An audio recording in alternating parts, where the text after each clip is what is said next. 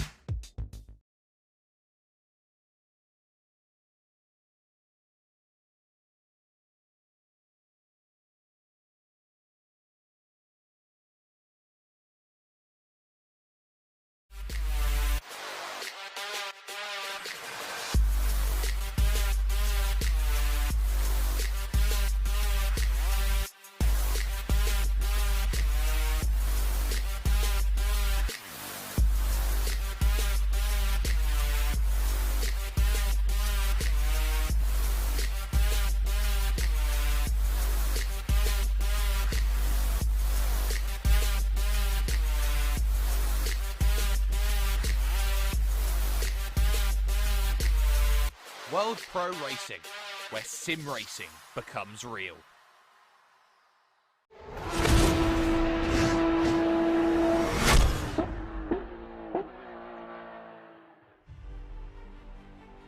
Kyalami, a circuit which for many a driver is one that they haven't necessarily had the chance to prepare and understand. This is a circuit which, for many a season, for many a year that's gone by, was considered a relic, was considered a place of foregone success, for example, in Formula One. Now, though, it has changed, and it has become arguably one of the greatest hidden gems that motorsport has to offer. And it is today of all days where we start our scene with 5 rounds worth of championship. This is the Alpine GT4 Championship with you and World Pro Racing, streaming live on YouTube, Facebook Live, and on Twitch, as well as with motorsport.tv, with TVM Sport, and with ESTV, the Esports Television Network. My name's Jake Sperry, Alex Goldschmidt here alongside me for the ride. And Alex, we talk about this, it's low-powered in terms of vehicle. It's a very, very difficult track to try and get correct throughout the entirety of the lap here at Kyalami, and one which offers many a place to go and make overtakes happen. Good evening, Jake. Good evening, everybody. Yes, very much the Alpine A110 GT4, announced previously at the 2018 Geneva Motor Show. It's 1.8 litres, inline 4-cylinder, turbocharged. It's mid-mounted and rear-wheel drive. Okay, it's only pushing out 250 brake horsepower, but around a technical circuit like Kyalami, the power to weight distribution and also the centre of gravity might be able to unlock that hidden gem behind that behind the power plant of that French stalwart this evening. It certainly can. Of course, we are in virtual here today, our Factor 2, the platform, and we are going to be really up with you right now with some amazing action. If you haven't had the chance to already, you're joining us for the first time, or this is one that you've seen us many more times before, but you want a little bit more action, you can always like, you can always share, and you can always subscribe for more amazing content brought to you by World Pro Racing. And if you want to be a part of World Pro Racing events, if you find yourself a sim racer, new or old, you can find yourself over to worldproracing.com/event, and you can get yourself all of the action available there and check out some amazing series which are coming up over the course of what we have moving forward. But this is going to be a form setter. This is going to be a very interesting race that we find ourselves in, Alex, because we are looking towards what will be qualifying coming up in the next few moments, and then, of course, that all-important race. But these drivers need to set their form with each other. Brand new championship means that they don't quite know where they're going to stack up compared to everyone else. Yes, Jake, I completely agree. It was very much like the World Pro Racing USF 2000 Series Championship that we had with myself and Chris Buxton on that. Obviously, one of the biggest things here is it's about driver skill here, Jake. You know, now that we've got a vehicle that is going to be used by everybody, so everyone's in the same boat. However, there's a little bit of a twist here for the Alpine GT4 Championship. The top 3 after each round will have success ballast going on to the next round. The next round in a week's time at the Autodromo Internacional do Algarve at Portimao in Portugal. That's one of my favourite tracks, and it looks like we're getting underway with qualification, which will be just around about 15 minutes, but track temperature already nearly at 30 degrees. So not only have they got to contend with the handling characteristics of the car, Jake, they've also got to worry about tyre degradation, not in qualifying, but in the 30-minute race that precedes this session. Absolutely, I would say we're in ideal conditions. There is the championship schedule for you. Portimao round 2, Adelaide for round number 3 overall, before Silverstone and Road America makes up this championship, and a very important one, 5 straight weeks back to back that we find ourselves with in terms of our racing, and that is a reset back to the pits then at this point in time. So Alessio Spinelli at this point looking good. We've got, of course, a few minutes of practice, 15 minutes of those at this point in time. And this is a track which had a lot of changes. Spinelli actually just pulling it off the road then as we go through. Let's look at Pedro Crulas Gomez then for the moment and understand just how hilly this track is. This is known as the mine shaft section of the circuit because you take this descent down almost like you're traveling down a mine shaft. You've got this very big committed left-hander, which is wrong for Pedro Crulas there going through, and then finally this very tough Crocodile's Corner, which really is off camber and difficult to try and carry as much pace as you can. Yeah, also going through Cheetah, one of the biggest talking points there coming out of the Crocodiles, Jake, is that if you hit that sausage curb on the inside of that right-hander, you can actually basically put the car 2 wheels into the air and unsettle the balance of the vehicle, which could actually cause you problems, especially during a racing situation. But obviously with free practice, 15 minutes of it, tonight's going to be a 15-minute free practice session. I understand that for next week it's going to be a 5-lap private qualifying session per competitor, but still with 12 Alpines on the grid here for tonight, I think we're going to be in for one hell of a show. I think we are as well, and this is going to be all about making sure that show shows service at this point. Looking at Casey Lagarde for the Matrix Motorsports team there, the number 69 car out there on circuit, taking a very, I would say, aggressive line, going up into Leibkoff Corner and through the long left-hander. Always want to put the power down as early as you possibly can, but a very difficult point in time to try and make that a reality as you descend back down the hill through Mineshaft. And one thing that we have been keeping at least an eye out on here around this circuit is all about balance. This is a balanced circuit which really does showcase just how difficult this is. Of course, you've got that run up the Juxke Sweep, you've got that run through the middle sector, which is all about that in-car grip and handling. And when you've got an Alpine here around this place, this is a car which, by all intents and purposes, having the Alpine A110 on the badge, has all the elements of legacy that surrounds it, going all the way back to the 1950s and 60s, and of course the wonderful results that were concocted for the rally championships. Yeah, Alpine steeped in tradition with rallying, but you know, very much making its presence not just in sports cars with this plucky little GT4, which I've known a couple of drivers that have actually raced this car in real life, and they say it is a bit of a handful, especially when you're trying to go toe-to-toe with something like, say, an Aston Martin V8 Vantage GT4. But when it's in the twisty stuff, that's where the car comes alive. Of course, Alpine now back in Formula 1 with Fernando Alonso and Esteban Ocon. So the legacy of Alpine still runs through. I mean, as we're with Samuel Razul, what coming out of Loicott and going down the mine shaft reminds me of, Jake, is another circuit. However, it's not in South Africa, it's in New South Wales, Mount Panorama, where you come out of Forest Elbow and then go down the Conrod Straight. So it's a very much a sort of like it's sort of like it's got its own twin down in Australasia, but it's still, as you can see, that Samuel Razul absolutely hurling it through Cheetah before going into the right hand of the last of the corners here. Ingwe, but it just goes to show that when this car's on the ragged edge, It might look a bit scruffy, but boy, is it flying.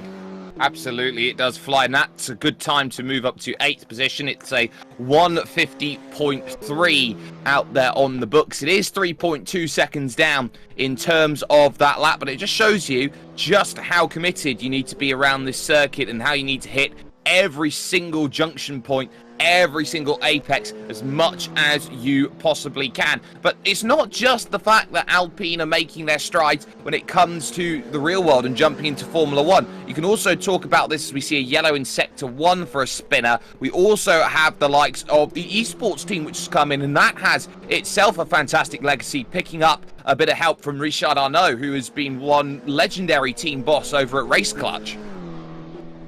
Yeah, I mean, the good thing is that esports very much front and centre. I mean, having come into esports as a commentator just over a year ago now, it's really strange that I'm saying that. I really have a real penchant and a bit of a passion now for esports, as we see Alex Trehorn in the number 15, currently just over 1.35 seconds of Alessio Spinelli in the number 67. You know, it's really nice to see how these cars, it doesn't matter whether it's in real life or whether it's on esports here, Jake, they look absolutely fantastic, right down to the last pixel. Absolutely they are, and this is where you get that commitment. Crowthorne corner over towards turn number 2. There is a small kink on the brilliant straight, which is the greatest name for a straight probably in the world out there. And now up the rise through turn number 4 there, the barbecue bend. Of course, the national pits there on the left-hand side. We're running the Grand Prix layouts of this track out there here today, but the charge then goes towards turn 5 and the sunset corner. And this is one of the unique things about this circuit, is that it has kept this second sector as a part of the legacy of the old Kyalami, which was run all the way up to about 1982. And that legacy of where you actually went and did the track in reverse from Leerkop all the way down to that barbecue bend, you find that this is a place where, as Krulash Gomez goes into second position, you find that this is one of the places where it does still hold on to that legacy, and many a different characteristic has come in, because this is effectively feeling like it's a brand new track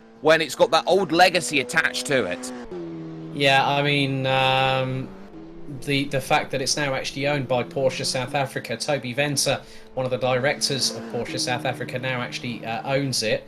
And this track has been around since, you know, it's just celebrated as of this year its 50th anniversary. Actually opened on the 4th of November 1961, and it's just over 2.8 miles. But what are 2.8 miles? You know, you say about legacy, there is so much that has come out of the Gauteng province, which is where this track is based.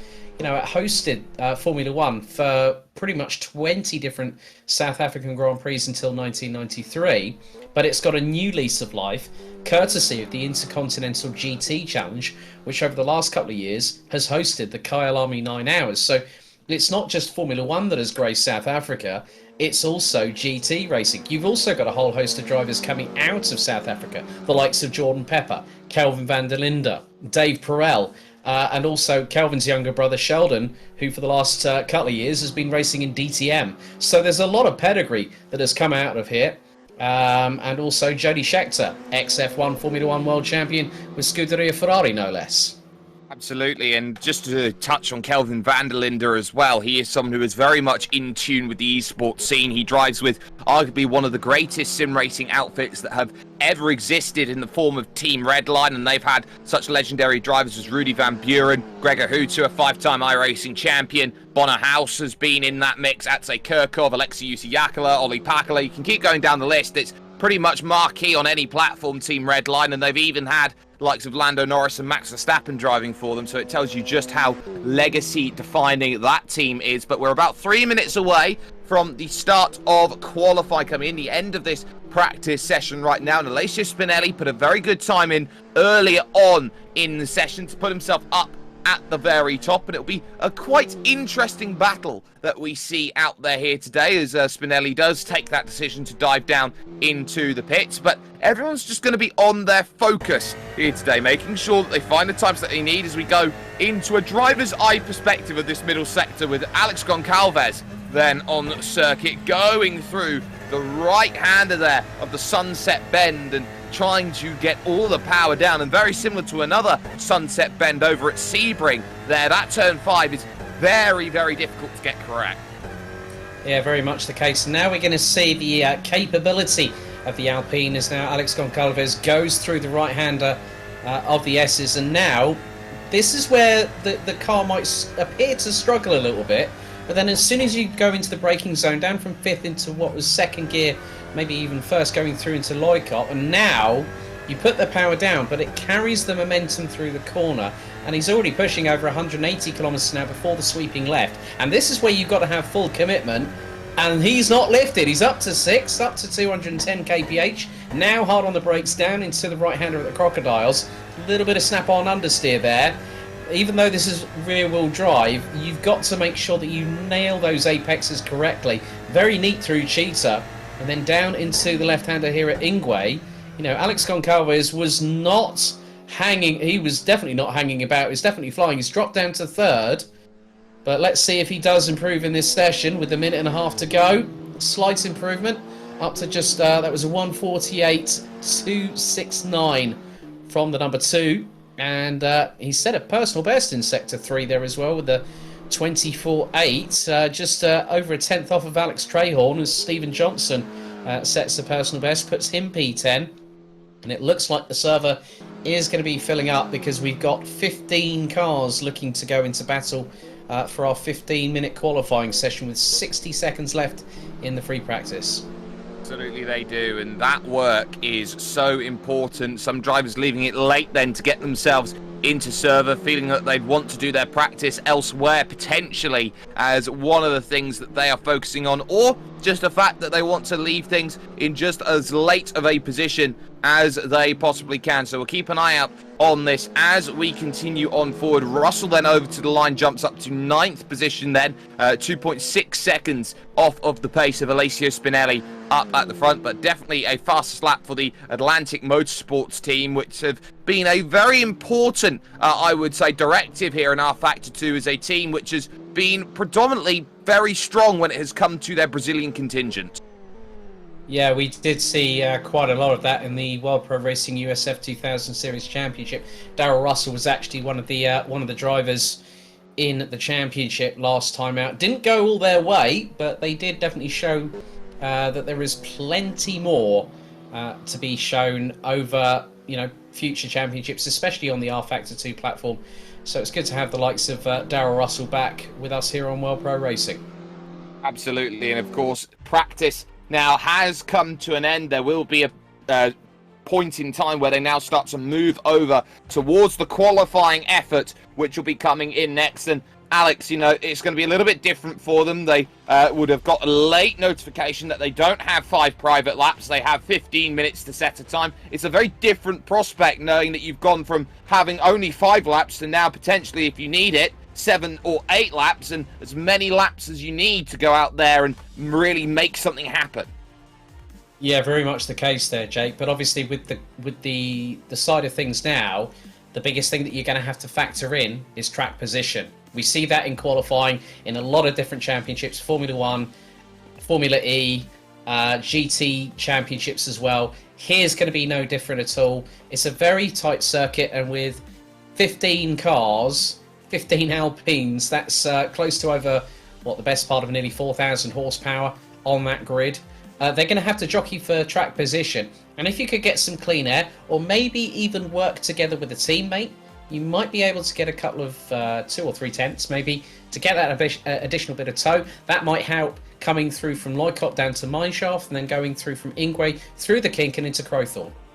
It certainly can, and we'll also be seeing that on the opening lap, the long run towards turn 2 at Crowthorne. It's a very, very difficult point to try and get things right. Drivers, though, are out there on circuit. About half of them have decided to make that call to get themselves out on track and make sure that they've got enough of the pace that they need. There is Alex Trehorn. We are with the number 15 out there on circuit, trying to get a good outlap together then through this very committed S's section. You go down the hill and you're trying to fight for that power as the car wants to throw itself into that gravel on the outside, and then you try and really work up towards Leemkov then, and that's where the old circuit departs and a new circuit begins here as you enter that third sector. But that Leemkov corner as well here, Alex, it's such a difficult corner to get right because you've got an uphill braking zone, but the moment you get over that crest and you start to think about turning, the track actually falls away from you. Yeah, very much the case, and it also seems to also be a double apex, Jake. So you're not just going in for one corner, you're effectively going in for a double left. And that's where I've seen it before in not just qualifying sessions but also races, as Alex Trehorn goes very, very wide. Coming out of Cheetah, fully committed, was the number 15 through there. But he could be the first one to maybe set a benchmark time as Trehorn comes across to the stripe.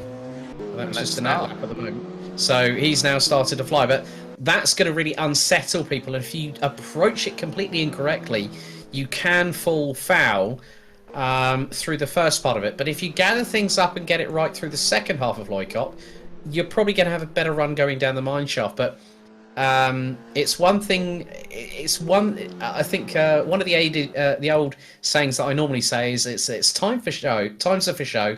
Points are to go. That's going to be very true this evening. But this is now where everyone needs to have their P's and Q's in order and just try not to make a mistake, because if you're going to go off track, at least Alex Trehorn going through Cheetah did that on the out lap, not on a flying lap, because that lap could have very well have been invalidated. And crucially, with such a tight final corner as Ingwe is, it's going to be one which I'm sure for everyone who's making mistakes out there through their outlap won't make too much of a difference. Trehorn now making his way out of the middle sector, and of course qualifying doesn't guarantee the race victory, but it does guarantee you the best possible chance of a race victory by starting on the front. We've got some wonderful picture-in-picture as we take a look on these outside perspectives here down the mineshaft corner, and they can see in our picture-in-picture down the hill. We've got that driver's eyes perspective then, using all of the road trying to turn in. It's such a difficult corner as well there, of course, at the Crocodiles, to try and really work out where's the right point to turn in through the Cheetah corner. Of course, it was a reversion. It used to be a chicane actually down there, 92, 93, and now through that final corner, that final left-hander, back stepping out, trying to put the pad on maybe a little bit too early there for Alex Trehorn. He comes across the line, and that is a great 47.353, but someone is clearly going quicker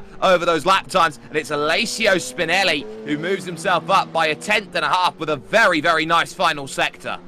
Yeah, Spinelli lost a little bit of time, but it was only like 1/100th of a second. Casey Lagarde goes up into P5 as Alex Goncalves in the number 2 takes third place. Andy Birch in the number 72, 1 minute 48.643. Personal best in all 3 sectors. But at the moment, looking at the maximum speed, looks like a couple of drivers. João Carapau, there you've also got Casey Lagarde and Alessio Spinelli have all maxed out at 223 kilometres an hour. Here's Trev Sharp trying to get up from 12th position, currently on his first flying lap attempt with just over 10 minutes to go. And where does the number 21 end up? Goes P8, nice run there, 1 minute 50.191. But at the moment, João Carapau in the number 11 has just put in a 32.6 on the first sector. So, but also interesting, again, we have the returnees. We have Casey and Vance Lagarde, both father and son duo. They ran with us in the USF 2000, and it's father leading son at the moment. Casey in 6th, Vance in 8th, as they've just been split by the number 5 of Samuel Rasoul.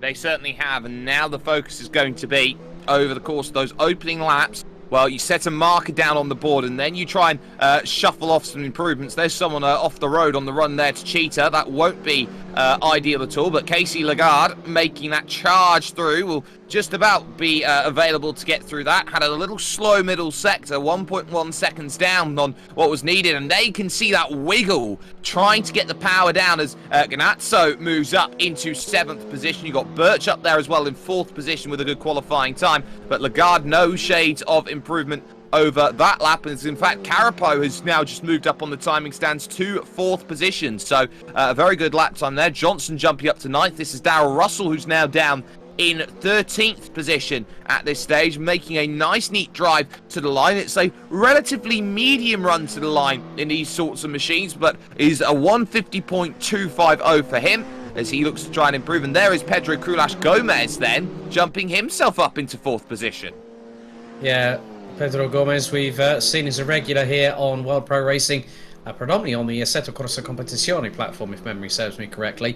But a good showing there from the number 43 as the car behind decides to go a little bit of exit stage right, going through the exit of Crowthorns and hopefully getting a good run going through the Juxkay sweep. But here is Alessio Spinelli in the number 67 coming through. Looks to be the S's, and now the run up the hill. Going through towards Loikop, and already a 10th down in the first sector, but still to already have a 10th and a half up after a first flying lap on Alex Trehorn. You've got to factor in Alex Trehorn and Alex Goncalves, I think, will probably be, along with Spinelli here, Jake, the 3 that could really challenge. I mean, don't count out Pedro Crulas Gomez at this particular moment, because we've got just over half of the session remaining. We certainly do. You cannot count anybody out at this stage when it comes to racing. We are only in the qualifying session after all, and the focus here on Spinelli as we go down the mine shaft over towards that next sector. So the focus is very much there, and everyone is going to be searching for as much time as possible. You also got that duo, the Villa Gonzalez's, who will be searching for as much as possible in a little bit of a kick out wide after what was a purple middle sector from Spinelli, as he really tries to get as much grip as possible through that final corner. May have just cost him as he made that charge. Oh no, it didn't. He found 2/10 as he came through, 47 flat. He gives himself a little bit more of a buffer now, over a quarter of a second in terms of time. And there is Vance Lagarde then in the Matrix Motorsports machine up in the first sector. Crulas Gomez moving up then to 3rd overall.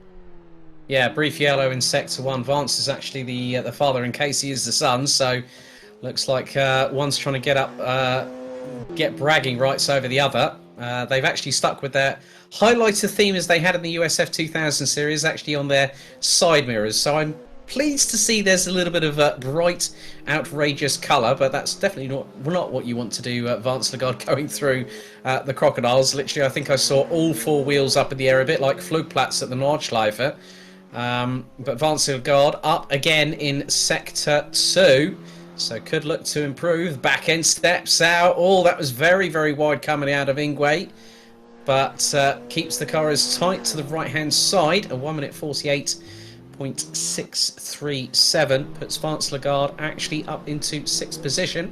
There's Alex Trehorn just having to back out. Got a bit and look where he was on the first sector. He was up by nearly a 10th and a half. And Spinelli's lap looked to be under threat, but the car in front that had a bit of a moment going through, I think that was going through Clubhouse, meant that Alex Trehorn had to back out of it. Yeah, and that's the frustrating thing for Alex Trehorn in this sort of qualifying session. You really have to try and set up and work out where you are. If someone has a moment, got to make sure that you've got it all together. And the worst bit about that as well, really, Alex, is the fact that he's taken that life out of the tyres with that fastest first sector. He'll now have to regather that back up, watch the tyre temperatures, watch everything as he goes around, and he's got to try and match or even do better than that over his next run moving forward. So for Alex Trehorn, you know, it gets a little bit more difficult the longer that these sorts of sessions go on. You don't have much time to reset and get another fresh set of boots. You've got 5 minutes left here in qualifying as Goncalves moves up then into 3rd by half a 10. Yeah, Alex Trehorn's now got 2 flying lap attempts, basing it on his best effort so far, a 1 minute 47.7. So you can see that literally he backed out of it big time, and he could have been on course for a really, really good run and a challenge at Alessio Spinelli, as Francisco Valle Gomez Cuts across the front of the pit lane is Pedro Crulas Gomez. That comes out of the pit lane. The number 43 currently in 4th position. Sammy Rasul now starts another flying lap, having gone across the start-finish line and down into the kink, the right-hander, before slamming on the anchors tight into Crowthorne. As now we go on board with the number 5.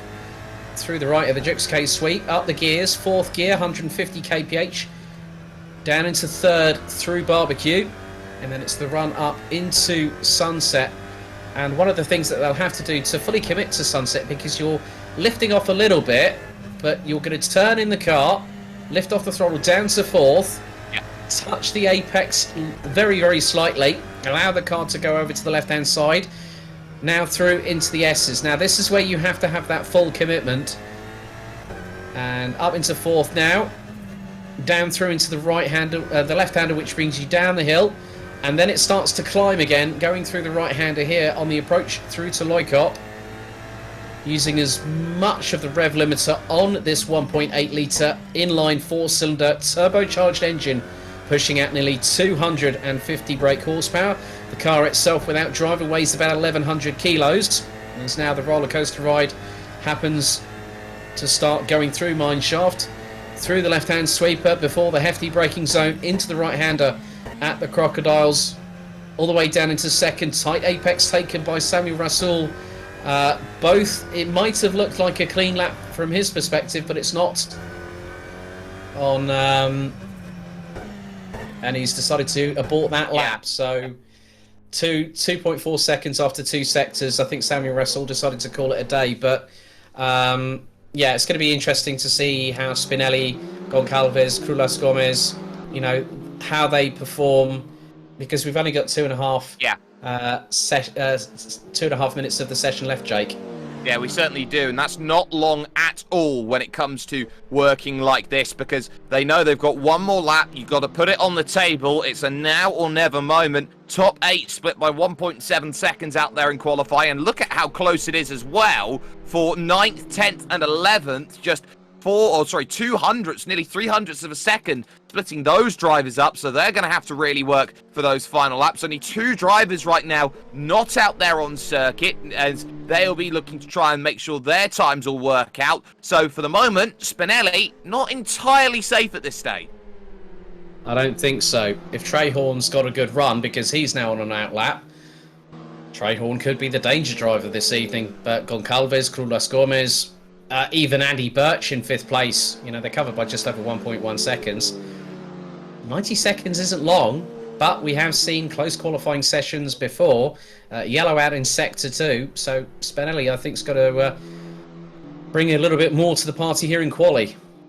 I think he does as well. We're down to 1 minute 17 seconds. There is Pedro Crulas Gomez, purple in the 1st sector, little bit wide there through the Crocodiles. He is absolutely giving everything here, looking for this time with about a minute to go. Will crucially have one more lap on the table if this one doesn't work out. Has a little wiggle going through the final corner, making that drive to the line. 47 flat, the marker. That's still a great 47.2 there. That's good enough right now for 2nd position. Yeah, very good effort there, and just under a quarter of a second off. Alex Trehorn up by 1/10.5. He's quicker than on his original hot lap that needed to be aborted. So Alex Trehorn looking for a good run here. Through Clubhouse goes the Alpine, now down into the S's. I'm going to be keeping my eagle eyes on Alex Trehorn, because there's a little bit of smoke coming out off of the, or was that dust coming off of the tyres, as he literally rampaged his way through the apex, going through the S's. Yeah, it's looking good here for Trehorn. I think Spinelli's got very, very good reason to be worried. I think he does, and that's why he's out there on a flying lap, qualifying soon about to come to a close. So Trehorn will be one of the first drivers who will reach the checkered flag, and he will only be able to wait once he crosses 2nd sector. He's actually down by 1/10 now as he goes through, and he's pushed incredibly wide through the Crocodiles, trying to get as much speed carried through the corner as possible. Is there a way to gather it back in terms of this lap? With the checkered flag out, he's got to keep himself in the margin as well. He knows that Crulas Gomez is up there in 2nd position right now. So Alex Trehorn making the charge to the line. 47 flat is still the time to beat, and it all fell away in the final 2 sectors as he was trying to push for it. Spinelli, though, has a fantastic first sector of his own, up nearly 2/10 right now. He doesn't know how much of a margin he's got. He will know that the work that Trehorn's done is not good enough, but as he hits the brakes into the Crocodile's corner, he's up by 2/10 of a second now. He's absolutely flying at this moment in time, and he knows he needs to, because he was a little bit worried about that gap from Krulash Gomez, who's actually just gone quickest by 17 thousandths of a second, a 1:47.051, but now it's about Spinelli making that drive to the line. It was a little bit scruffy there in that final sector, kicked up a bit of gravel and dust as he goes for it. What a time though, 46.5. He was purple in all three sectors to be cleared by nearly half a second. Birch, meanwhile, will cross the line. He'll be in 5th position. There is Giuseppe Nazzo there, who is looking to try and improve his 7/10 of a second down. That's a 48.4 as he crosses the line, which is good enough up for P6. And there is Francisco Valle Gonzalez then making that drive towards the line, green in both of his sectors. A yellow there, you could say, final sector, so remains then in P13 as Trev Sharp takes the very narrow line towards the pit wall. His time not able to improve either. So Alessio Spinelli is the fastest of them all, with Pedro Krulash Gomez in second and Alex Trehorn there in third. Alex Goncalves then starts from fourth with Andy Birch fifth. Giuseppe Nazzo then in 6th position with João Carapau in 7th position. Then it's Vance Lagarde who beats out Dad Casey there into what is 8th position, 8th and 9th. And then, that's Dad beating out Son, and then you got Samuel Rasool rounding out the top 10, 2.5 seconds back on a 1:49.1. But that is an important qualifying session there, Alex, and crucially, what we need to talk about is just how much of a mission statement that last lap was from Spinelli. He had something in the bag. It was just a case of waiting to see how Alex Trehorn would respond.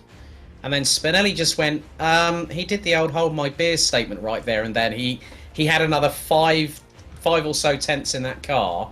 He was nearly 2 tenths up in Sector 1, increased that by a further 2 tenths. He was literally on a rampage and just showed how much there was left in that car in quali. But now it's a completely different kettle of fish with the 30-minute race here at Kyalami.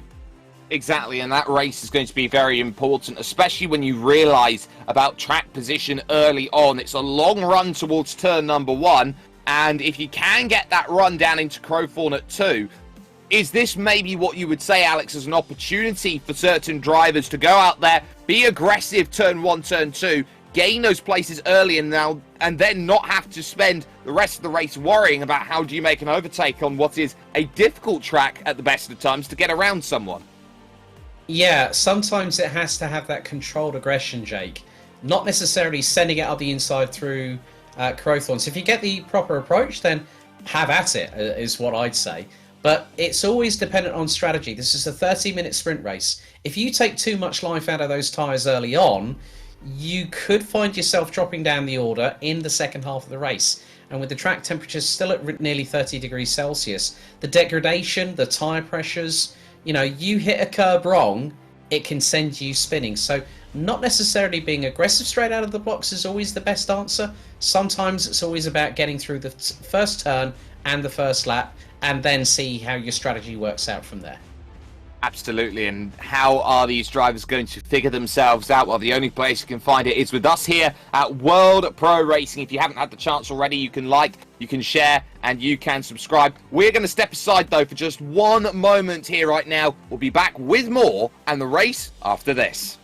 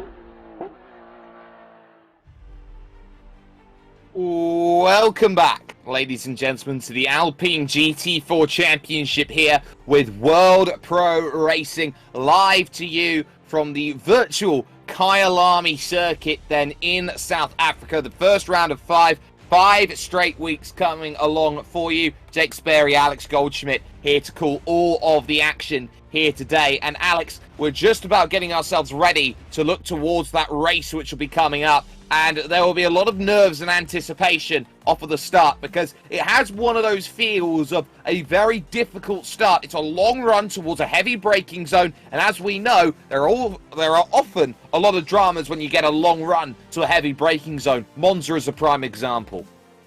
Yes, it's about getting the absolute premier amount of traction, no wheel spin, make sure that the revs are at the right point before you drop it into drop the hammer, lift off, the brake. Because the thing is that if you don't get the good run of traction, especially going down a downhill slant, going through the kink and going through into Crowthorne, we could see a 3-wide moment. I don't think it'll be at the front. I mean, Spinelli's got that car absolutely hooked up. We saw it in qualifying by just over 4.5 tenths after a 15-minute qualifying session. I think the likes of Trehorn, Pedro Crulas Gomez, they got their work cut out for them. But if they play it smart, if Spinelli starts going off into the distance, who knows what might happen. But it's a 30-minute race. It's not going to be settled in the first 60 seconds. I think we could probably have a bit of a rocket ship start, but it looks like we're about to get things underway here. Absolutely, we are here, ladies and gentlemen. Of course, AMD, the fastest in the game. Then, as we go along for the start that we have moving forward, everyone sorting themselves out then onto the grid and getting themselves ready for the action that we have available then as they take their outlap as they go around this circuit. And this will be a very important point in time for them to make sure they get all the temperatures that they need up into the tyres, all of that understanding and availability then in on the books, as we will be looking for these important battles and the stories to be told over the course of these 30 minutes. Now, this is effectively reconnaissance for them as they go around. Well, how's the car reacting? Do I feel like everything's okay? Are my marker points all going to be in check as I mentally count off these corners? And how quick do you want to go on this formation lap to keep, I would say, warmth in the tyres, but not wear? Yeah, also, you've got to make sure the pressures are up to standard. Also the brake temperature, because effectively when you're braking, you're not only just putting heat into the brakes, you're also putting it into the carcass of the tyre through the alloy wheel on each corner of these cars. You know, the engine's got to be on full song, up to temperature in its own right. So everything's, you've got to cross every T, dot every I before you go into battle. You've got to make sure, I think as the legend that is Mr. Le Mans, Tom Christensen, said, you want to have your weapons sharp, and that's what they need tonight. They need to be on point. They absolutely need to, as they will make their charge towards the Leibkoff corner here of turn number 10 out on track, and they figure it as they go down the hill. The double apex left, the mine shaft coming along straight afterwards. This is the commitment point of the lap. All these drivers looking to get themselves ready as they focus now. Final sector comes along, and now what do you have available in the back pocket? How aggressive are you going to be able to be then here today, and what is the focus going to be as they go through? Of course, you can catch yourself with some amazing action, not just on the PC in terms of a platform, but on PlayStation 4 as well, because you can join us with the World Pro Racing community heading over to worldproracing.com. You can also follow us on social media as well to get yourself up to date with all of the championships going on. Tomorrow we will have some GT4 action on Assetto Corsa Competizione, and then of course on Friday the third season of the Sprint Championship for ACC. But now it's all about that focus. It's a standing start, so they have done their pace lap around the circuit. They will wait for the final drivers to set themselves up onto the grid, and of course with a smaller field, it's not the longest wait in the world that they will have as we get ourselves ready. Just one of the Valle Gonzalez brothers then to take that grid stall and work out everything as we get ourselves into position and ready. It's 30 minutes, it's 15 drivers, it's Kyalami, it's the start of a brand new season. And here with World Pro Racing, we welcome you to the conversation. Let's get ourselves then ready for the lights here around this wonderful Kyalami circuit, because our action is going to be taking place then in about 5 seconds time here, ladies and gentlemen. Lights on here, so are the klaxons. Let's get going here at this wonderful circuit. What a great start there by one of those brilliant drives there as they go through. That was going to be one of the Lagarde drivers then making that good drive through as they get that nice run. Spinelli's beaten here on the run to turn 1 by Krulash Gomez, who immediately covers the line down there at turn 2 Crowthorne. There was a little bit of work trying to cover around the outside, contact in the middle, and Johnson there is going to go around, and he's going to find the Armco there down on the inside. Yeah, Pedro Crulash Gomez got the jump. Trehorn was looking towards the outside, going through Crowthorns on Alessio Spinelli, who literally got jumped. He got a good getaway, but Crulash Gomez had an even better one. As you've got there, Vance Lagarde. This is going through into sunset. Not easy to try and keep that car carried through with momentum before the next left-hander at Clubhouse. Samuel Rasoul has a little bit of a touch with the car just in front. That looks to be Casey Lagarde, and João Carapau is battling away with Steve Johnson, and nearly going side by side into the S's, but Johnson shuts the door.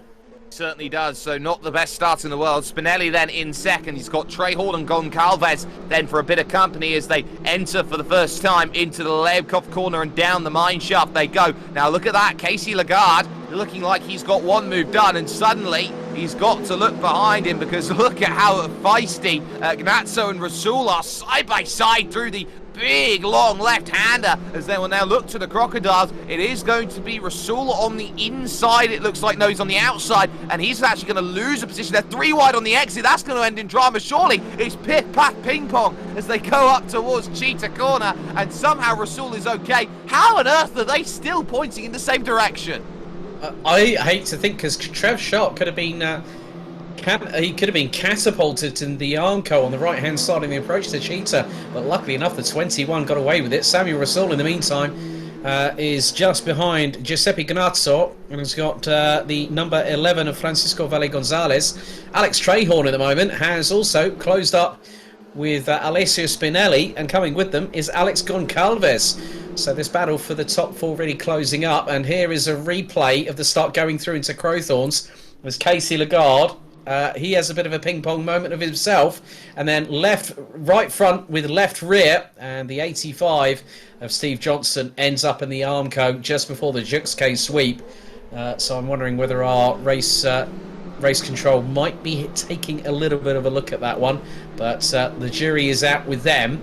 We're just calling the action here in the virtual commentary box. We absolutely are, and it's such an awkward position there for Casey Lagarde in that opening lap, because he took contact coming into turn 1, which would have absolutely spooked him, as Trehorn now sees Goncalves behind, try and make that progress through, and not going to have any of it, trying to cut back on the inside. That's a great effort there from Goncalves, trying to get it done on effectively his teammate there in Alex Trehorn, both part of the Dad's Racing team out there at the moment, and they will both hit the brakes and go into that next right-hander, and no dice there. It looks like Lagarde behind has got the move done on Birch, has moved up into 5th position as well in the meanwhile, but Alex Goncalves definitely proving, at least in the early stages, there is a need to be aggressive. The front 4 have broken away to the tune of 3 seconds in the opening 2 laps. Yeah, good showing by Vance Lagarde at the moment, because he started in 8th position. He's now up into P5. Pedro Crulash Gomez, who now leads by just the best part of a second, sets the fastest lap of the race at 1 minute 47.948, was fastest in Sector 3, but Alex Trehorn, Sector 2, Alex Trehorn was quickest in Sector 1, and Alessio Spinelli quickest in Sector 3, as there is, I think that's Carapau up the inside of Sharp, as that's going through into Crowthorns. Luckily enough, they get through, but then looks like Sharp and Johnson at each other's doors, trying to go through the Jux K sweep. The pair managed to make it through, and still, after just under 4.5 minutes of racing, Jake, all 15 competitors still racing around the circuit here. Yeah, and that is something which is quite positive. I'm not sure how much damage Johnson has. There is Andy Birch in the Rhineland Birch racing car starting to fall backwards a little bit. He's seen one of the Lagardes make a way through. Now it's the other who wants to get through, and that is Casey behind, who will definitely be keeping an eye out on, can I get that position A, S, A, and P? And the answer to the moment is going to be no, because there is just enough of a gap at the moment, about half a second's worth between them as they go through here at Leibkoff and now start to make that charge back down the hill once again. A drive-through penalty comes in then for that driver in 7th position, so that will be Casey Lagarde, who will have to take a little trip down the lane that we're just hearing from the stewards. He's going to take a dive down the pits. He's also going to be very aggressive there, trying to slow the car down, so he'll have to just sit in behind then as he works out everything, and surely very soon he'll be taking that little flick left, but not on this lap. He'll do it on the next one. Yeah, and that will be a very, very slow trundle down the pit lane as Alessio Spinelli now sets the fastest lap of 1 minute 47.828. He's got the gap down to just over 0.7 of a second on Pedro Culas Gomez. So the good thing is that our pole sitter has unlocked a little bit of pace. He was faster by just over 0.2 in sector 2 in comparison with Pedro Culas Gomez. And there is Francisco Valle Gonzalez battling away, and you can just see that it's great to have great action, and that's one of the things I love about a single make championship here, Jake, is that it is about the driver's skill, and it's about how they rise to the conditions. At the moment, Curas Gomez, Spinelli, Trehorn, Goncalves, Birch, they're really the ones that are shining more than anybody, but everyone else is still having their own battles. And what's more, we've also had, now I've just seen a bit of a problem.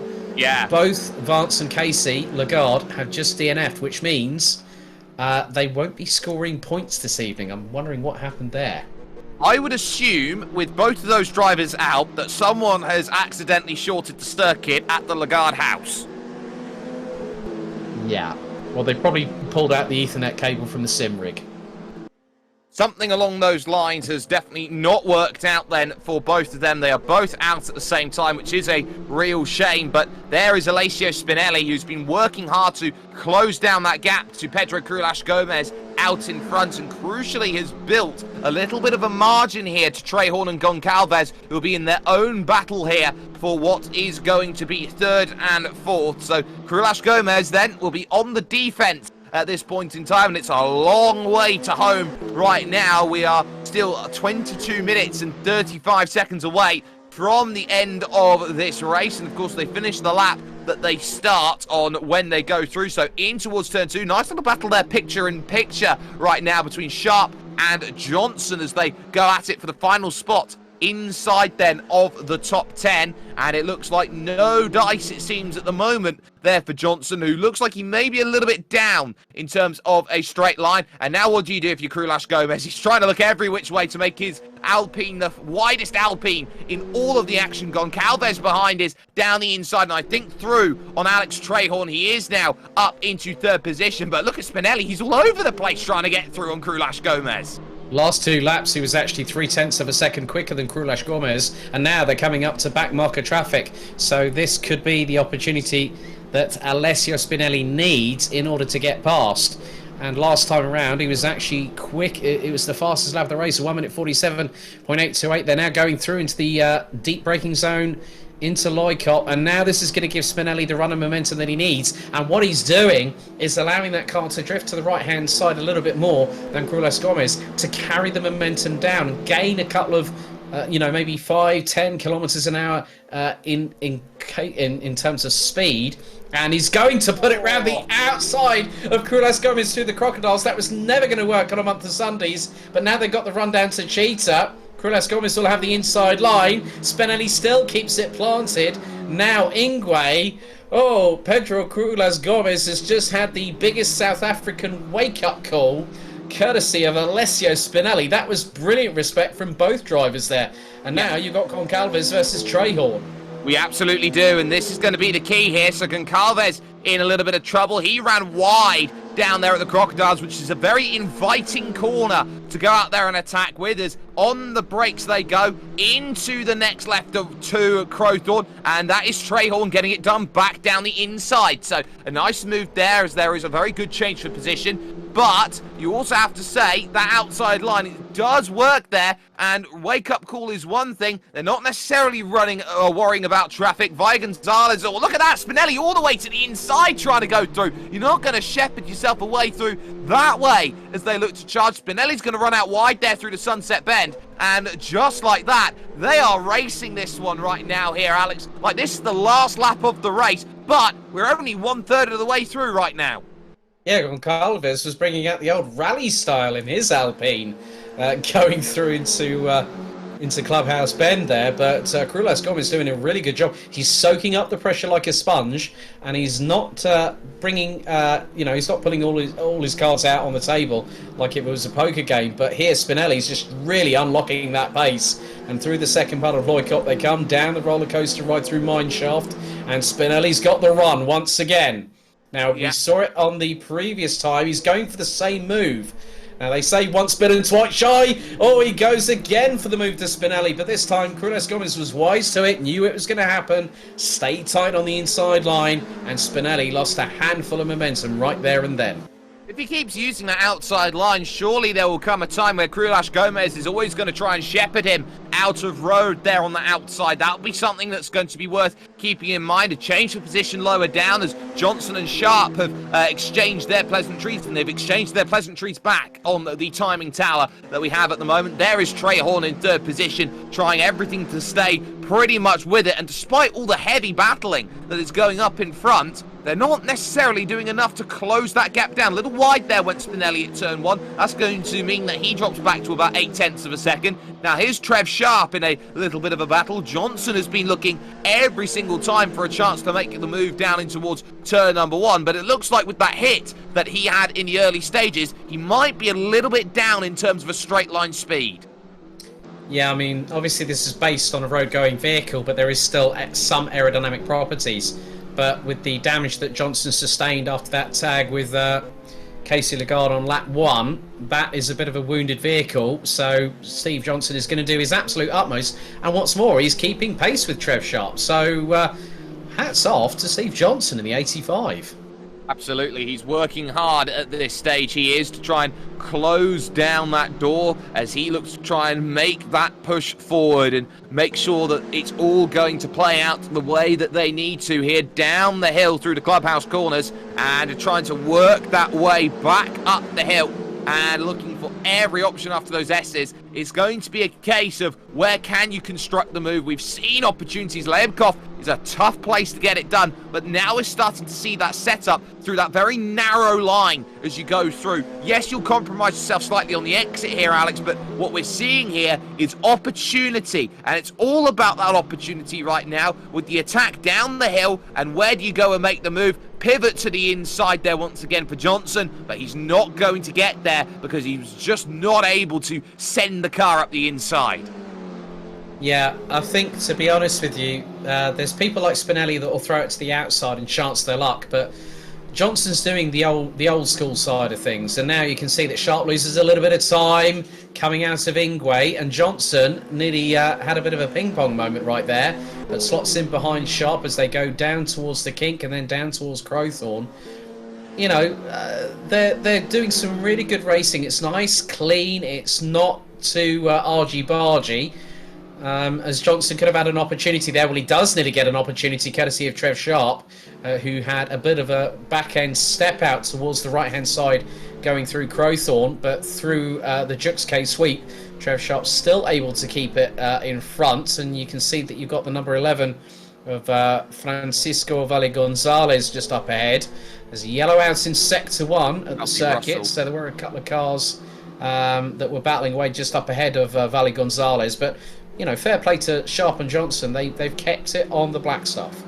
they have. It looks like Russell's the driver in a world of trouble right now. That's why we've got the yellow flags out there at the moment. Gap is starting to crawl its way back in. The likes of Krulash Gomez versus Spinelli's there. Sharp still having to be very cautious about this battle at the moment going on. So let's see what the focus is on the brakes. Round the outside of Leibkoff is always going to be a tough move to try and construct, but you've gone a little bit too wide there, Trev. Door open there for Johnson, and let's have a bit of contact, why don't we, as we descend down the hill towards this the Crocodile's corner coming up. They've gone through Mine Shaft. Great run there by Sharp down the hill. He was able to cover it off initially, but on the outside, that is a great block pass to make that move happen. Yeah, it was quite funny, though, that the door got opened and then it was slammed shut by door panel banging. That just goes to show how close quarter it is here, as we are about to hit the halfway point. But I've been noticing that the gap between Pedro Krulas Gomez has just been decimated by Alessio Spinelli on the previous lap by 6/10. We've got one car. I think that was on the inside of Crowthorns there at a standstill, unfortunately. That looks to be Darrell Russell. Yeah, it certainly does, and we've been keeping an eye on that as it's been happening for a little while. So this is what happened to the Atlantic Motorsports driver going through the final corner. Back end steps out, he's okay, but I think it's that run towards 2 where all of the dramas come in. This happened just behind, and that feels like it's a technical failure of some kind. It looks like the steering wheel has decided to not be a steering wheel anymore. Yeah, or it could be a software issue as well, which can cause that. But here we go back to the lead, as Pedro Krulas Gomez still ahead of Spinelli by just over 6/10. Sammy Russell, in the meantime, has had a really good race so far. Started down in 10th position, now battling away with Carapau and Grazzo, and this is for 6th on the road. So Russell doing a fairly stand-about job at the minute, but not hanging about either.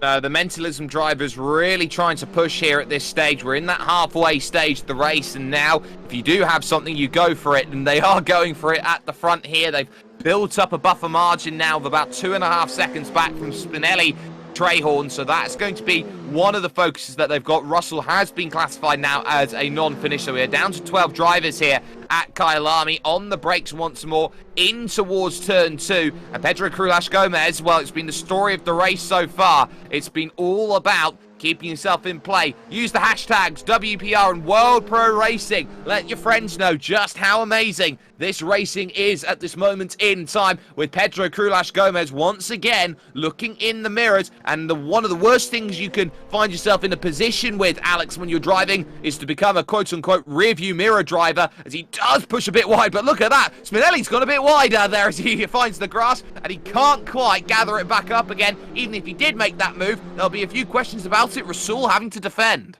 I think Alessio Spinelli channeled his inner Jean Ragnotti right there and then, using the Alpine skills. Just heard from our broadcast team that it was a server disconnect for both Casey and Vance Lagarde, unfortunately. But again, Spinelli closing on Pedro Krulas Gomez. We've got just under 12.5 minutes to go.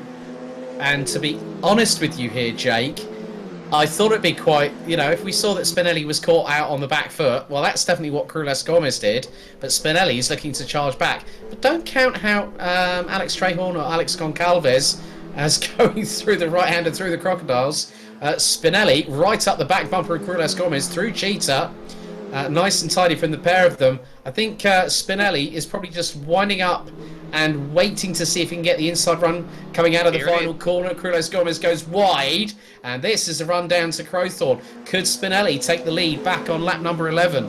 That looks like it could be the case. He was in 5 minds going into the final corner, which way he'd go, and he's forced the error here out to Krulas Gomez. He's got the inside line. He's trying to sort it out. Krulas Gomez trying to hold it around the outside. A little bit of argy-bargy between them, and just like that, it is Alessio Spinelli into the race lead. He had the race lead for about 50 metres or so, and this is the first time since then that he's done it. Now Krulas Gomez has got to channel his inner Valentino Rossi as we see picture-in-picture João Carapau Pau trying to get himself back through against Rasul. He's not going to be able to get that done yet, but really it's got to be a case of you've got to strike now while the iron's hot, otherwise the iron will cool and you've got no chance now. They've allowed Trayhorn right back into the fight. Yeah, Trayhorn's about 7/10 or so behind. As Krulas Gomes, again, this is going through now into the S's. This is going to be a very crucial time. We've got just over 10 3/4 minutes left to go, and Trayhorn is closing. And I'm just looking at the sector time. So it was 33-1 for Spinelli. That was definitely a lunge. Oh, and a touch between them going through Loikop. This is going to give Trayhorn the opportunity he needs, because he did a 32-3 and was a second quicker than Krulas Gomes, mainly because of the fact that he and Krulas Gomes and Spinelli were battling, and now Trayhorn has got the he's got the bullseye well and truly in his crosshairs. Now, when is the moment that he's going to pull the arrow back and launch it to hit a perfect 10?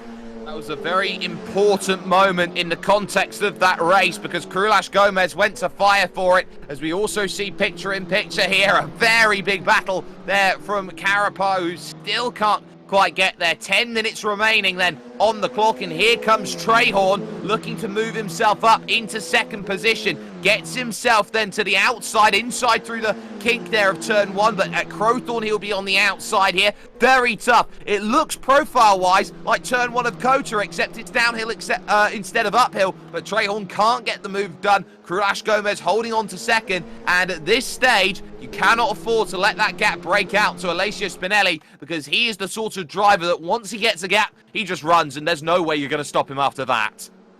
Yeah, he was the quickest out of the top 3 in through Sector 3. And at the moment, Krulas Gomes has actually taken just over a 10th out of Spinelli on the first sector. Trayhorn the slowest out of the top 3. Goncalves running in the 32.6s anyway, as there is Francisco Valle Gonzalez, and that is the 85 of Steve Johnson. This is the battle for 9th and 10th. But we go back to the battle for 2nd and 3rd. Krulas Gomes coming under increasing pressure from Alex Trayhorn, and even with just under 9 minutes to go here, Jake, I don't think it's going to be a case of if, it's going to be a case of when does Alex Trayhorn pull the pin on the grenade and launches it at Pedro Krulas Gomes, because he hasn't done it yet. Not yet, but he's got to position himself well. He's about 0.4 of a second back as he goes through in towards the Crocodile's corner here. This very tough right-hand bend, and it's all about setup here. It's not often that you get wonderful battles like these at the front, and of course, this is the sort of track you'd say as well that you are very much definitely playing tactical chess at over 200 kilometers an hour, because you have to work out where to place yourself for the battle. A bit of side-by-side there, as that is Francisco Valle Gonzalez then making the move done on Johnson there for 9th position overall, and Trayhorn once again trying to set up, and look at that as well. Johnson trying to come straight back at Valle Gonzalez, and he is not going to have any of that, at least for this moment in time, because he's having to try and cover off a lot of moves there, maybe a little bit defensive there into that section. But now you look once more at the battle 2nd and 3rd, and Trayhorn looking incredibly close going through the barbecue bend. Krulas Gomes running wide. Yeah, Trayhorn's now got the opportunity. Looks to the left. This is going through the right-hander at Sunset. He's going to carry the momentum through, go wide, whilst Krulas Gomes actually takes quite a lot of curb with both right-hand wheels as they go through into the left hand here. Oh, bit of a mistake there from Krulas Gomes. That allows Trayhorn to get a real catapult of momentum out of Clubhouse, down into the S's. Krulas Gomes, like we saw with Spinelli, was soaking up the pressure before Spinelli made the move happen. I think I fear a repeat here of what Trayhorn might be able to do as they go through into Loikop. Oh, and he can't turn in because there was a Krulas Gomes trying to gather the car up on the inside, but Trayhorn's done really well off of the exit here. He'll be looking for that second place, uses all of his road tax and a little bit more of that as well as he tries to go through. We go on board to a driver's side perspective briefly. Trayhorn trying around the outside. We've seen it fail twice for Alessio Spinelli. He's still trying to keep himself a nose in. They are side by side. He's again on the outside through Cheetah. He had to pinch at that section, couldn't pinch, and as such Krulas Gomes doing just enough to hold on as they head into Ingwe, the final corner.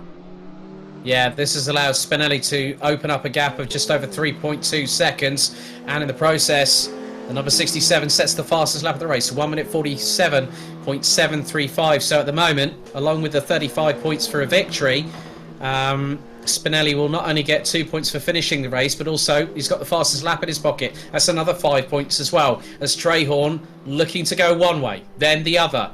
That's through Crowthorne now, through Juxkay, up towards Barbecue. He looks towards the outside, and yeah, he just runs a little bit wide, unfortunately. And all that hard work that Trahorn has just done, that has opened the gap between himself and Krulas Gomez to just over 7.5 tenths. Not what he needed right now. The good news for Krulas Gomez is that he has the most lap-led points, so he'll get a few of those in the back pocket on top of that. Trahorn may be looking to gather things up a little bit, as once again, it's that very aggressive line through Clubhouse you see Krulas Gomez take. It does push him out wide a little bit through that section, but the key is going to be now that Trahorn just gathers himself back up, maybe spends a lap or two just sitting and applying that, I would say, consistent pressure, that almost that push forward to try and make sure that there is not much to worry about in the distant future. There is something to worry about though for Francisco Valle-Gonzalez. He's still got Johnson behind, who is trying to make his way back through and up into that 9th position. Valle-Gonzalez pushing all way too wide, has to gather it up. He's done so well to save that from that moment in time. It does cost him 1 position, but it's just 1 position at that stage in comparison to the entirety of the race. Yeah, as we've got just under 5 minutes to go, Francisco Valle-Gonzalez still trying to close in, and we just had, yeah, basically Darrell Russell running on VR. His Oculus Rift actually failed as the room got dark and couldn't track his movements. Had to retire. That's a real shame for Darrell Russell, but at least one of the good things is the 12 drivers out there at the moment, all of them will score points. So 14 points down for 12th position, and that will be a good start for 12 of the 15 drivers that started. So no points for Darrell Russell, Vance and Casey Lagarde, unfortunately, tonight on the opening round of the season.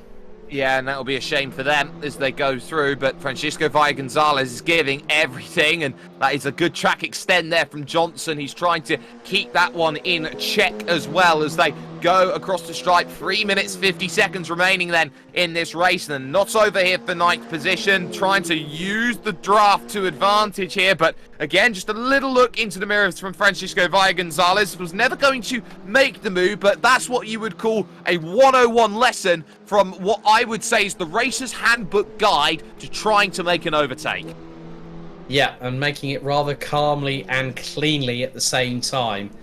So it just goes to show that if you cross the T's, dot the I's, and you put it at the right place at the right time, 101 says that you will make it through. But Spinelli, he's basically catapulted his way into the distance. Now he's got past Pedro Krulas Gomez, and the gap now here, Jake, is well over 5 seconds and climbing with just over 180 seconds left in the race. Key there is that the moment that Krulas Gomez and Trahorn started battling, Spinelli decided to go into full purple mode, and there was no way that that one was going to be stopped from him as he extended that gap. Trahorn now a 1.5 seconds behind Krulas Gomez here as Francisco Valle-Gonzalez down at Leibkoff. Then it's one of the highest points on the circuit, but you descend down through this section and look to try and work the mine shaft over towards the Crocodile's corner. I think that for the moment Valle-Gonzalez is hoping to still be in range at the end of this one, but he's not there yet. He's just trying to gear it up. He's got 2 laps to figure out how he is going to get by one Mr. Johnson, and that's going to be one way to get that help. Just ran a little bit wide there coming out to the Crocodiles. Yeah, these GT4s are race circuit cars, not rally or rallycross cars, as we've seen quite a few extra off-track excursions, let's say. But I've just also noticed that Alessio Spinelli has just set the fastest lap of the race. He's done a 1 minute 47.5 flat. That's just under a second off of his pole position in quali.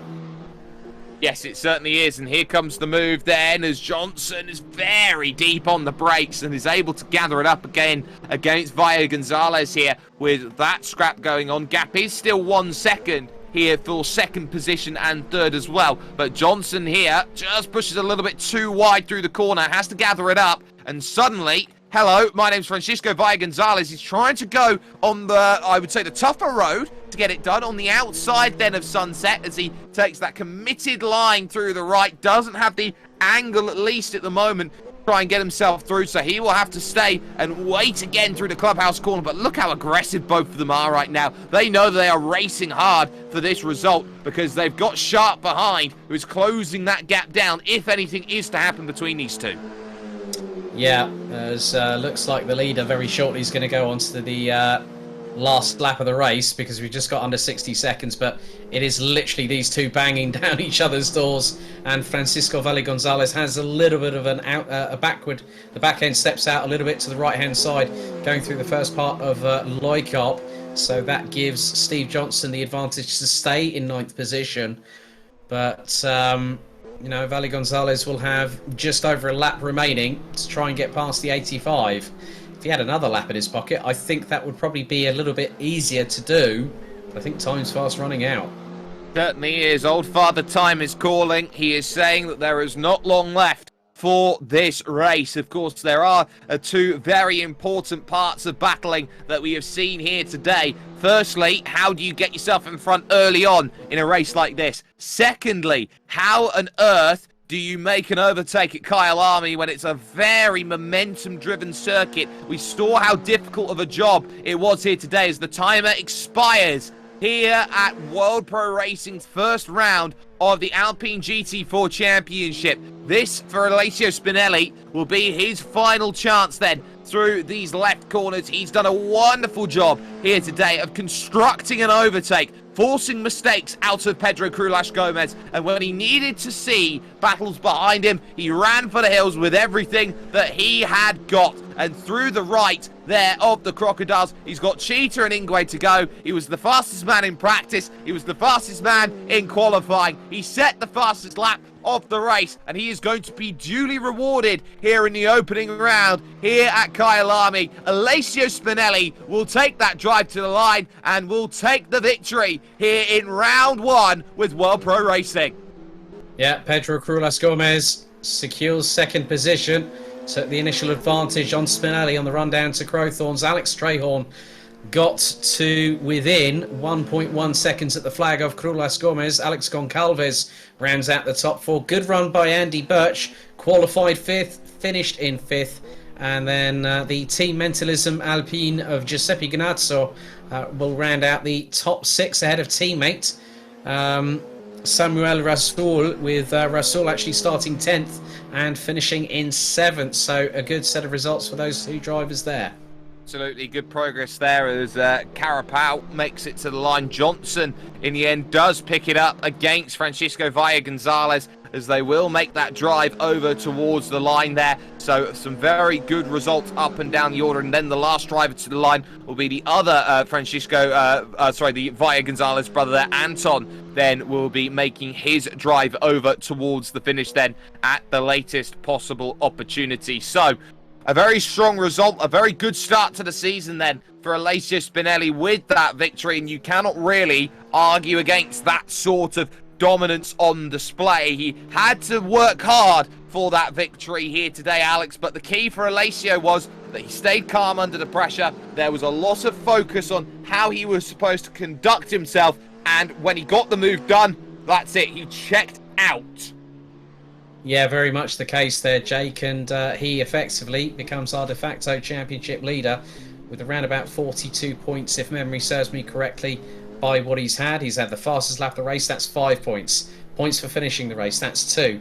He's possibly got the lead max laps, so this could be probably the best part of 45 points to Spinelli's credit as he now makes his way through into the pit lane. But domination all the way through tonight. I'm wondering how things are going to pan out in Portimao in just a week's time. Absolutely, but now is the time that we get an opportunity to talk to a couple of drivers. Alex Strayhorn is along with us for the ride then right now as he has a little chat with us. He managed to finish off today's racing with that 3rd place. And Alex, it looked like in terms of a race today that it was all about staying in range when the battles came into play. A lot of these battles took chunks of time out of the way that everyone was going about their business, and it seemed at least early on that your troubles were with Goncalves there behind you. It was a really fun race, first of all, but a close fight with Alex behind. I made a mistake and he got past, but I did manage to get back past him, but was a fun race, and then you could see that I think the top four of us, we all had similar pace, and we started to just head off in a group at the front. The front two started to pull away, but as you said, when they started fighting, I could see him coming back to me, and I thought there's a chance there, but I couldn't. Well, there was definitely chances there for you, Alex, especially as we talk about the later stages of that race. You saw the move happen in front, Spinelli getting through then on Pedro Culash Gomez, and then your opportunity looked like it was just about to break in, but it just didn't quite materialise there for second position. No, there was a few chances, but he defended quite well, and especially into turn one, it's hard to know without, being there on track who's alongside you, so you got to give a bit of extra room. And it got really close at one point. I think it was turn 3 or 4. I was going to try and sneak up the inside, but he saw it coming, and I had to almost hit him in the back, so I had to avoid that, and that lost me quite a bit of time, and by that point I think my tyres were done, so that was it. Well, of course, you've got the focus now moving on to next time out. It'll be Portimao a week from now, so a track which has quite a few similarities in terms of, I would say, construct and setup to the likes of a circuit like Kyalami. Is this going to be just an evolution of the work that you've done this week? Yeah, I think so. I think it has more high-speed corners, which is something that I've been trying to improve. That's where I think I'm losing out. And yeah, it should be a fun race.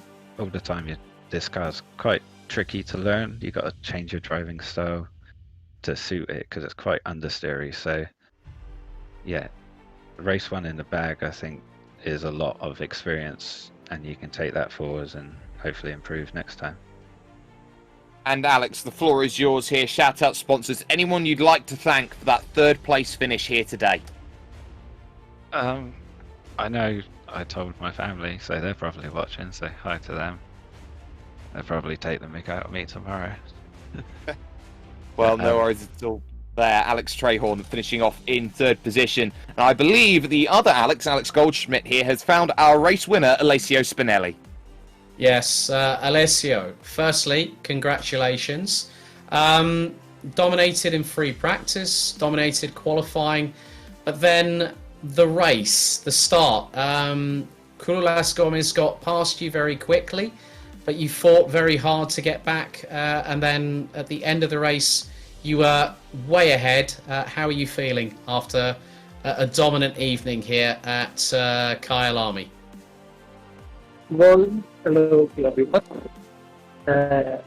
Yeah, I have a good feeling with this car at this moment. It's the speed, so I was able to push nice in corners, or to have a good exit and an entrance. And yes, I see that other pilots are leader in difficult, but could be that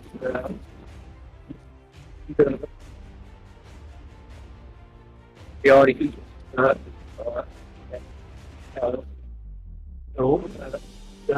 or nice number of hours I spent to try. Also with another championship I was made, so could be the reason I have more feeling than other. And the race, Pedro is he was hard drivers to overtake, because it was closing every door. Was near to open, but finally, probably good. Yeah, and next week we head to Portimao. very similar in terms of the driving style that you have to employ, like at Kyalami. How are you looking? Are you looking forward to that racetrack? And could we see a very similar performance next week? I hope. I was in Portimao only one time in my sim driver career, so I have to retake practice on the track. But I'm hoping I will be fast as well of today. Well, Alessio Spinelli, our first winner of the Alpine GT4 Championship and our points leader, congratulations. We'll see you next week at the virtual recreation of Portimao. Thank you everyone, and thanks for fun. And also, Jake, I think you found our our runner-up tonight, Pedro Crules Gomez. Over to you. I absolutely have. Now, Pedro, that was a very important qualifying by your standards, because you seemingly just got quicker and quicker as times went on, and it seemed for a moment you were the fastest of everyone. It just seemed that, at least from qualifying, Alessio just managed to put the one up on you. Yeah, hello everyone. It's a pleasure to me finally be interviewed from you here in World Pro Racing. And well, first of all, I always like to, when I compromise to get in a championship like this, to do a good preparation 2-3 days before, practice and set the car or whatever. How it needs to be when we know we're gonna have tough contenders like these ones they have here.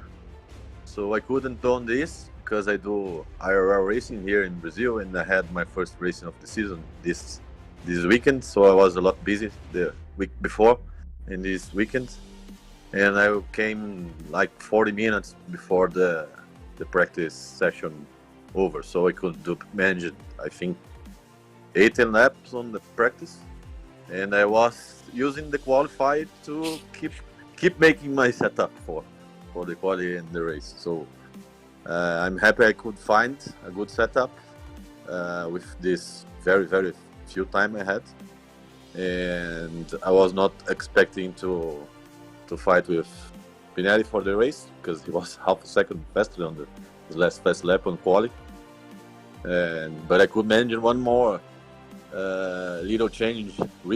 I risked it then a lot, because everyone says in sim racing it's 99% you get fucked when you change your setup to the race.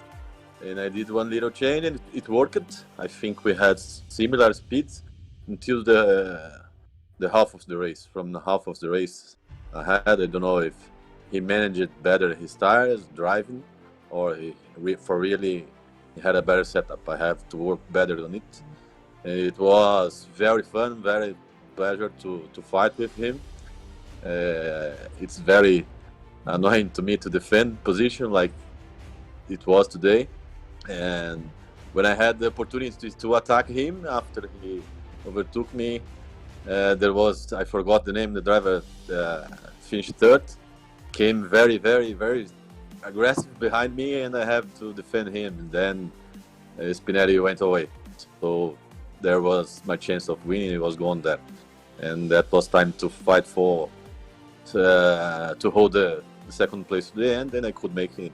I'm happy, and I want to thank my team Rookie Monsters, and my sponsors VMR and the Delphi Automotive Systems, and let's make a good effort, better for next race, have a better preparation to make more hard time for the other drivers.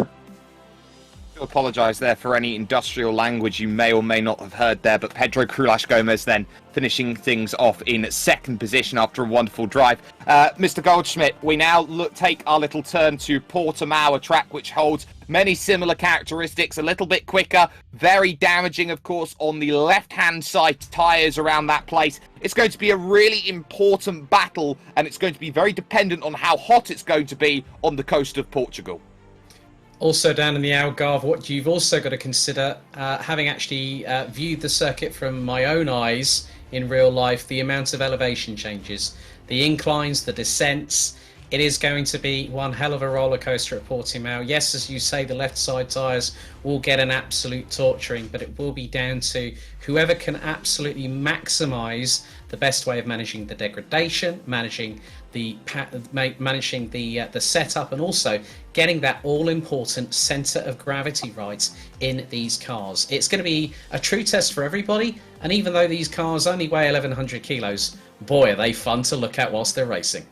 They absolutely are. The only place you can catch the Alpine GT4 Championship is with us at World Pro Racing. If you haven't had the chance already, you can like, share and subscribe for more amazing content brought to you by the team here at World Pro Racing. And of course, all of the wonderful places we've been streaming here today, to YouTube, to Facebook Live and to Twitch, as well as ESTV, the Esports Television Network, Motorsport.tv and to TVM Sport as well.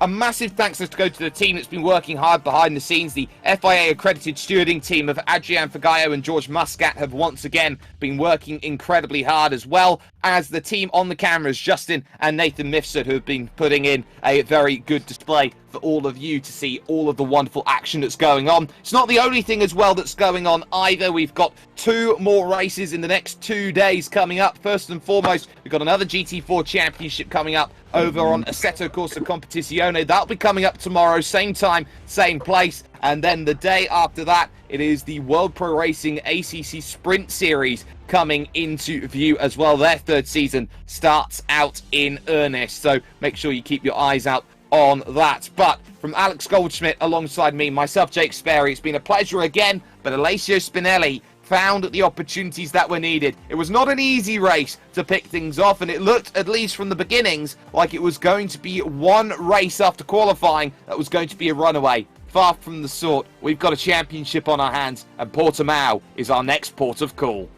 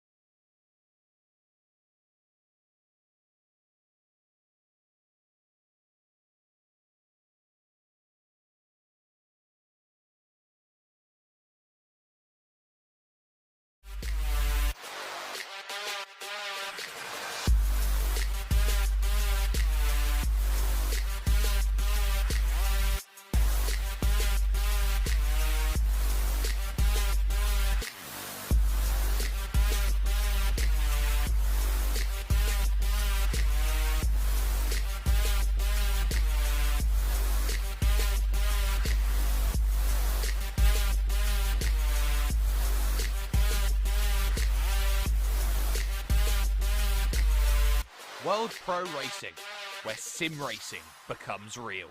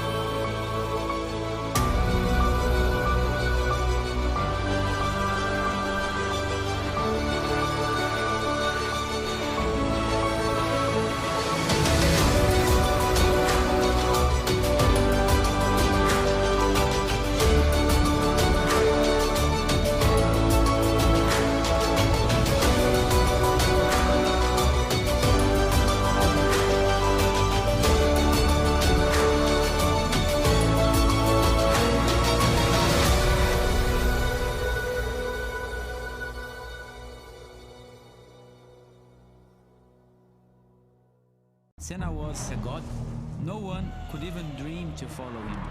I'm from a very humble background. The role of women at that time were really difficult. This is so dangerous. You are risking not only your life, but also my life.